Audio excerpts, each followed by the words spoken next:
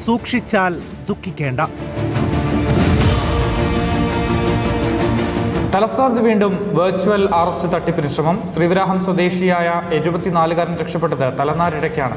കള്ളപ്പണം വെളുപ്പിക്കൽ ആരോപിച്ച് വിരമിച്ച സർക്കാർ ഉദ്യോഗസ്ഥനെ ഒരാഴ്ചയോളം ഡിജിറ്റൽ തടങ്കിലാക്കി 20 ലക്ഷം രൂപ തട്ടിയെടുക്കാനായിരുന്നു ശ്രമം. അതിഭീകരമായ ഭീഷണിയിൽ മനംനൊന്ത് വയോധികൻ ആത്മഹത്യയ്ക്ക് വരെ ശ്രമിച്ചു.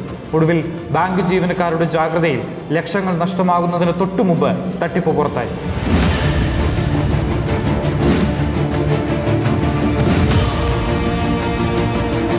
ഡിസംബർ 17 വിരമിച്ച സർക്കാർ ഉദ്യോഗസ്ഥനായ ശ്രീവരാഹം സ്വദേശിയുടെ ഫോണിലേക്ക് മുംബൈ പോലീസ് എന്ന വ്യാജേന ആ കോൾ എത്തുന്നു.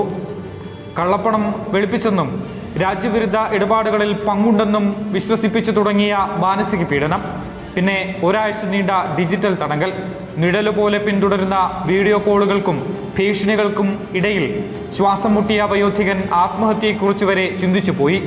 Data protection board of India മുംബൈയിൽ നിന്ന് ഒരു കാൾ വരുന്നു. നിങ്ങളുടെ ആധാർ കാർഡ് ഇവിടെ നമുക്ക് ലഭിച്ചിട്ടുണ്ട്.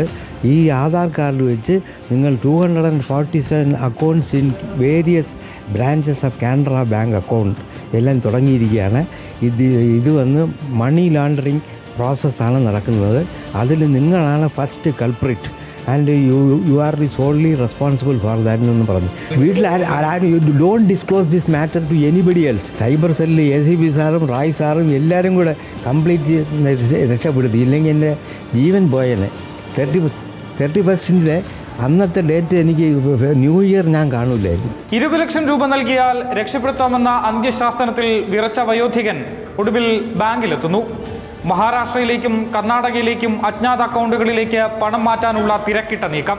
എന്നാൽ ലക്ഷങ്ങൾ കൈമാറാൻ സെക്കൻഡുകൾ മാത്രം ബാക്കി നിൽക്കെ ബാങ്ക് അസിസ്റ്റന്റ് മാനേജറുടെ ശ്രദ്ധയിൽ ആ അസാധാരണ ഇടപാട് പെട്ടു.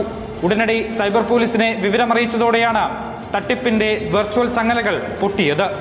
ഏകദേശം ഒരു 11:30-12 മണിയോളം നമ്മളിവിടെ SHOയുടെ നേതൃത്വത്തിൽ നമ്മളിവിടെ മോണിറ്റർ ചെയ്തിട്ട് ഏകദേശം കൺഫേം ആക്കി. ഈ ആളെ ഐഡൻറ്റിഫൈ ചെയ്തല്ലോ, നമുക്ക് പിന്നെ ഇയാളെ ഇത് ബ്രേക്ക് ചെയ്യണം, ഈ ഡിജിറ്റൽ അറസ്റ്റ് ബ്രേക്ക് ചെയ്ത് കൊണ്ടുവരണം.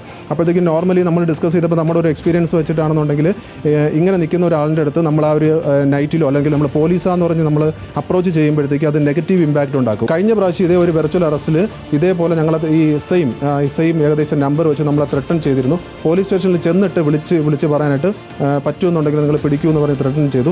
എന്തായാലും ഏകദേശം ഒരു വീക്കിനകത്ത് നമുക്ക് ഒരെണ്ണം ബ്രേക്ക് ചെയ്യാൻ പറ്റും. സാങ്കേതികവിദ്യയെ ആയുധമാക്കുന്ന ഇത്തരം കൊള്ളക്കാർക്ക് മുന്നിൽ ജാഗ്രത മാത്രമാണ് ഏക വഴി. ശ്രീവരാഹത്തെ ഈ വയോധികൻ രക്ഷപ്പെട്ടത് ബാങ്കിന്റെ ഇടപെടലിനെ തുടർന്നാണ്. എന്നാൽ എല്ലാവരും അത്ര ഭാഗ്യവാന്മാരാകണമെന്നില്ലല്ലോ.